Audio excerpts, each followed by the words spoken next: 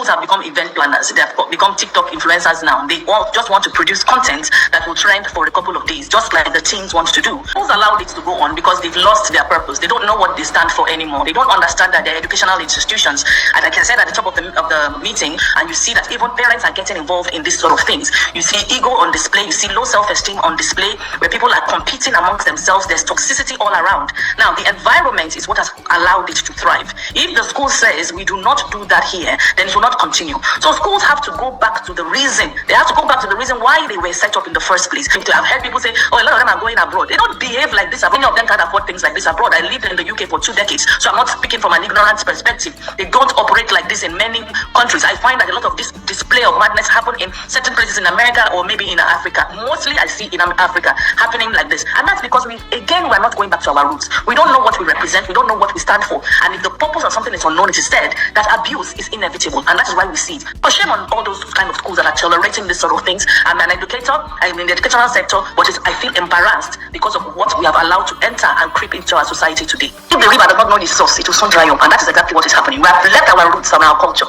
Today we cannot brag of an African curriculum. We cannot even brag of anything Nigerian. Our Nigerian curriculum, we don't take pride in it. Many schools don't, they don't use it. So I'm going back to the roots. We don't know what we're doing, so we import anything that we see and then we do it times 10. The schools have become a place that have allowed any kind of thing to happen because there is a bankruptcy and a poverty of the mind happening in many schools. So they will pander to what the parents want, and they forget that a school is an educational institution.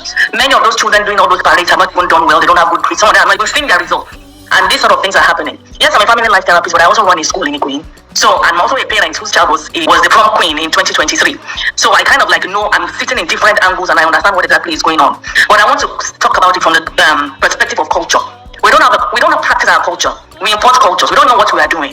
When I graduated in 1996, we wore white for graduation. That's what we used to do. And as the lady said, yes, we don't have to do it exactly the same way, but we don't have to now allow it to be a place where parents come to show off. And self-esteem and ego, you can see low self-esteem, inferiority complex and all sorts are happening there. Things that are not relevant. Why don't they look after the community and do all those sort of things? You see all sorts of shows. If you want a show, you go to a club, you go to a theater. You don't come to a school. The schools don't have values anymore. If you have values, then you will say, not under my watch. We don't do that here. Schools are not able to tell parents anything anymore. I saw another one where the parents were the ones that were actually doing the fashion parade. Schools have become content creators, event planners. That's what they're doing. And they live for the moment where they are going to trend on social media as opposed to the products. So they have flowers, but they don't have fruits. And it's very sad. So a lot of the blame is by the people running these schools that have lost the vision and the mission of their schools and are pandering all around and causing this sort of embarrassing displays. Setting these children up, sexualizing them. You see children dressed anyhow. Even like clubbers. I saw them carrying placards, wearing miniskirts in one school, and all sorts of things happening. We need to blame those schools. Those schools have done it so long. We are Africans. We need to go back to our roots. Let us behave like Africans. When this decadence happens, I will see all these displays. It didn't happen 2 months before that day. It happened from the roots, from preschool, from primary, from when the children started secondary school, when we begin to tolerate all sorts of things. Because there's going to be a planning process for all of this. There are going to be rules and guidelines. Okay, on prom day, you're not supposed to come with an aeroplane or a submarine or whatever the case may be. You need to have put the guidelines in place. What about, let us do something for the community? And then you say the graduates from this school are the ones that actually did a borehole for this place. How about putting colors in place? If something is not managed, it is subject to abuse. And that is what we are seeing now. A lot of abuse is happening. You see, children are easily content. If you go to Saudi Arabia, if you go to certain countries, there are certain things you cannot do because they will not tolerate it. But as Africans, as Nigerians, we see that we don't have any guideline. We don't do anything. We don't stick to our culture. So everything and anything is now acceptable. And that's why we are saying all these sort of things. And it's so unfortunate.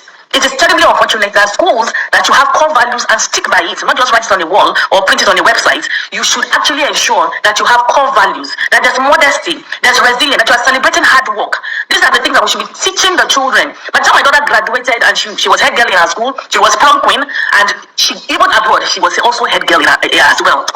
And all these things, she had written a book. She had been on Fela Adurotoye on his boot camp. She had done many things because we must ensure that we are building these children for life, not a display or a spectacle that we are seeing, just 1 or 2 days trends. If we don't guide these children, these are the results that we are going to continue to get. We don't know what we are doing as educators, and that is the sad truth.